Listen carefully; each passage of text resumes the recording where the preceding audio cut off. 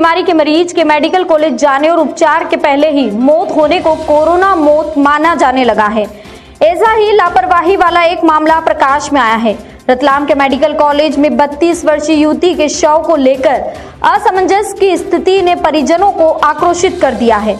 दरअसल दीनदयाल नगर निवासी सीमापति मनीष व्यास को परिजनों के अनुसार रविवार को जिला चिकित्सालय में ब्लड प्रेशर की शिकायत को लेकर भर्ती करवाया गया था, जिसके पश्चात महिला को रात को 1:30 पर सांस में दिक्कत बताकर जिला अस्पताल से रतलाम मेडिकल कॉलेज रेफर किया गया था।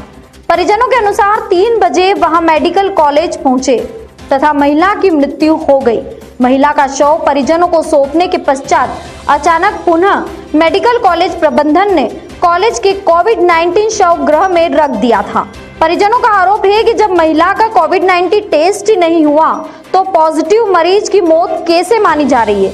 इस संदर्भ में मेडिकल कॉलेज की डीन का कहना है कि मेडिकल कॉलेज में आने के पश्चात मृत्यु हुई है, इसलिए शव कोविड-19 प्रोटोकॉल के अंतर्गत दिया जाएगा तथा महिला कोविड-19 पॉजिटिव नहीं थी। महिला का शव लेने के लिए परिजन सुबह 9 बजे से परेशान होते रहे, जिन्हें दोपहर 2 बजे तक शव नहीं दिया गया। जिला अस्पताल से लेकर मेडिकल कॉलेज प्रबंधन तक की लापरवाही को लेकर परिजन खासे नाराज है, जिन्होंने मामले की उच्च स्तरीय जांच के लिए शिकायत भी की है। जी क्या हुआ है? कौन है आपके जो पेशेंट थी? ये कौन थी आपकी? ये मेरी साले थी। ये मैं गांव कुआ जगह रहता हूँ, रतलाम से 9 किलोमीटर दूर है। इनको रात को बीपी लो हुआ, सिविल हॉस्पिटल में एडमिट करवाया। वहाँ पे इलाज चल रहा था, अच्छी खासी बोल रही थी, चल फिर रही थी। और वहाँ करीब 2 बजे उन्होंने बोला कि यहाँ बीपी चेक करने का या ऑक्सीजन की कमी है, इसलिए आप वहाँ ले जाओ।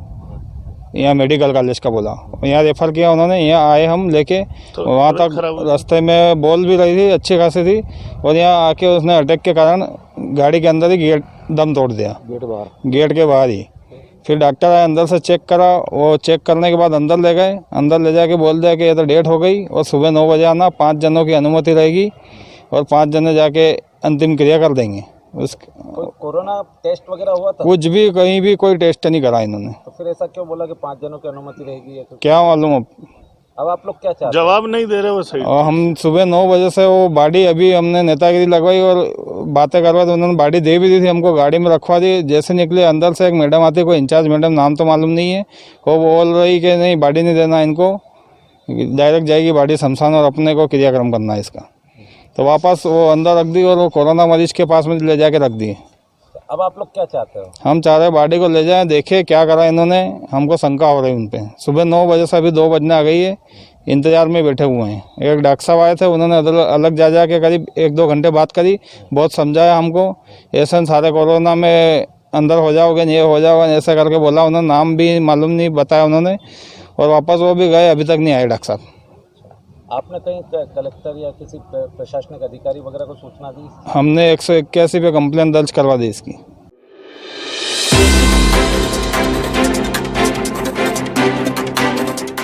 विनोबा नगर स्थित राजीव नगर में हुए ट्रिपल मर्डर कांड की पुलिस अब तक गुत्थी नहीं सुलझा सकी है। हालांकि पुलिस दोनों शूटरों की पहचान होने का दावा जरूर कर रही है। एक ही परिवार के 3 लोगों की हत्या के मामले में उज्जैन रेंज आईजी राकेश गुप्ता रविवार दोपहर रतलाम पहुंचे थे। शहर में हुए सनसनीखेज और जघन्य तिहरे हत्याकांड को सुलझाने के लिए पुलिस के प्रयास लगातार जारी है। रविवार को उज्जैन रेंज के आईजी राकेश गुप्ता ने रतलाम आकर क्राइम सीन का निरीक्षण किया और आवश्यक निर्देश भी दिए। शाम को राजीव नगर स्थित तिहरे हत्याकांड के घटना स्थल का मुआयना भी किया। विगत 25 नवंबर की रात राजीव नगर में अज्ञात बदमाशों ने गोविंद सोलंकी, उनकी पत्नी शारदा और पुत्री दिव्या को गोली मारकर हत्या कर दी थी। घटना की गंभीरता को देखते हुए उज्जैन रेंज के आईजी राकेश गुप्ता रतलाम पहुंचे थे। आईजी ने राजीव नगर में घटना स्थल पर पहुंचकर वहां का मौका मुआयना किया। उन्होंने गोविंद सोलंकी के घर के भीतर जाकर उन जगहों का भी मुआयना किया जहां हत्या को अंजाम दिया गया। इसके बाद आईजी गुप्ता देवरा देव नारायण नगर में उस स्थान तक भी गए जहां वारदात के बाद हत्यारों के जाने के सीसीटीवी फुटेज मिले थे। इस अवसर पर डीआईजी सुशांत सक्सेना और एसपी गौरव तिवारी समेत अनेक पुलिस अधिकारी मौजूद थे। घटनास्थल के निरीक्षण के बाद आईजी श्री गुप्ता ने इस सनसनीखेज वारदात के अनुसंधान में लगे पुलिस अधिकारियों के साथ अब तक हुई जांच की समीक्षा की और उन्हें जांच के बारे में निर्देश भी दिए। घटनास्थल के निरीक्षण के बाद वहां मौजूद मीडिया कर्मियों से चर्चा करते हुए श्री गुप्ता ने कहा कि पुलिस अपराधियों के बेहद नजदीक पहुंच गई है और उन्हें जल्द ही गिरफ्तार कर लिया जाएगा। क्या अभी तक पुलिस इस पे इन्वेस्टिगेशन हुई है, कितने आरोपी हैं और क्या आरोपियों का सुराग लगा है अभी तक? देखिए, जैसा आप जानते हैं कि बड़ी गंभीर ये घटना थी जो 25 तारीख की रात की थी और 3 एक ही परिवार के सदस्यों की इसमें हत्या की गई। तब से लगातार हमारी पुलिस पार्टियां अपना जो भी इस घटना के सारे एंगल हैं उन सब पर हमने अपना काम किया है और कई एंगल हम लोगों के ऐसे भी रहे कि जिसमें हम लोग पहुंचे और हमें लगा कि वो नहीं निकला।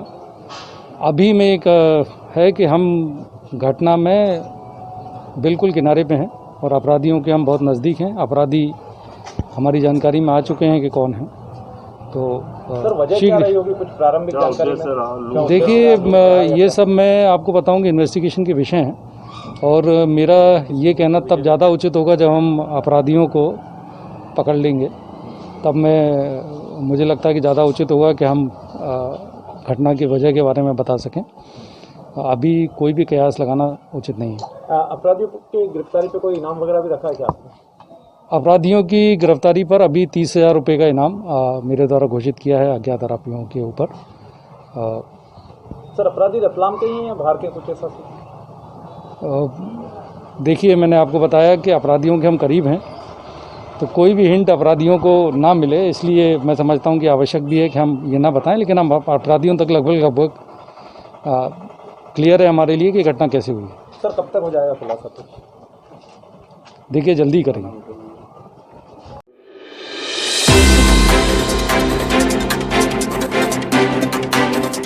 सोमवार को कार्तिक पूर्णिमा और गुरु नानक देव जी की जयंती प्रकाश पर्व के रूप में मनाई गई। न्यू रोड स्थित सिख और सिंधी गुरुद्वारा में सुबह से धार्मिक आयोजन हुए। श्री सिंधी सनातन धर्म मंदिर पर समाजजनों ने सुखमनी साहिब जी का पाठ, भजन कीर्तन, अरदास और साहिब का प्रसाद पैकेट में वितरित किया। रात को 10 से 12 बजे तक सिंधी गुरुद्वारे में गुरु जन्म तक सत्संग कीर्तन के साथ जन्मोत्सव मनाया जाएगा।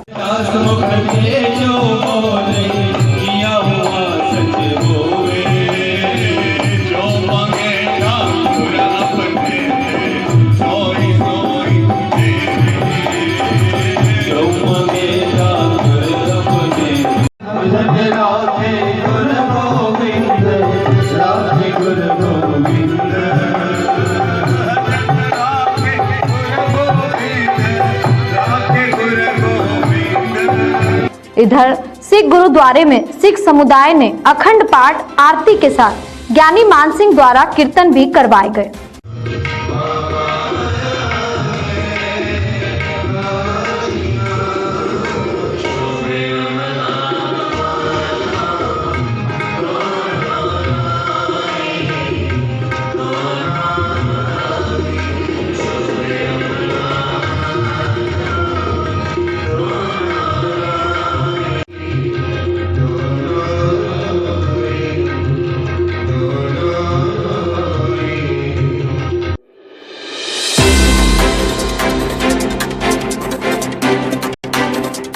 जन सुविधा के लिए शहर में मोटा जनधन खर्च कर सिटी 4 लेन सड़क का निर्माण किया जा रहा है। सेलाना बस स्टैंड से दोबत्ती तक 4 लेन निर्माण अंतिम चरण में पहुंच गया है। सड़क के साथ दोनों तरफ फुटपाथ का निर्माण भी किया गया है। हालत इतनी बद से बदतर हो गई है कि फुटपाथ पर अभी से अतिक्रमण कर परिवहन व्यवस्था और नियमों की धज्जियां उड़ा दी गई है। शाम ढलते ही फुटपाथ पर अतिक्रमण के कारण वाहन पार्किंग सड़कों पर नजर आती है। सोमवार सुबह तो एक भारी भरकम ट्रक फुटपाथ पर खड़ा करने से निगम को हैंडओवर होने के पहले ही फुटपाथ में दरारें आकर निर्माण की गुणवत्ता पर सवाल उठा रही है। ड्यूटी पर तैनात पुलिसकर्मी ने ट्रक को तत्काल वन वे का हवाला देते हुए मौके से ट्रक हटवाया। इस फुटपाथ को अतिक्रमण के साथ ही पार्किंग स्थल बनाने से व्यवस्था बिगड़ती नजर आ रही है।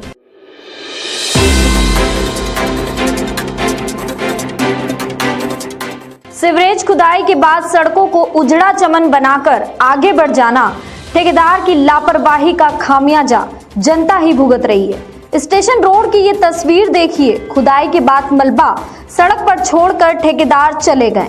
यातायात थाने के सामने खुदा पड़ा ये गड्ढा वाहन चालकों के लिए बाधक बना है। दुकानों के सामने खुदी पड़ी लाइन का मलबा धूल के गुबार बनकर उड़ रहा है, जो दुकानदारों के लिए मुसीबत बन गया है। यहाँ आने वाले लोग धूल के कारण सांस लेने में तकलीफ महसूस कर रहे हैं।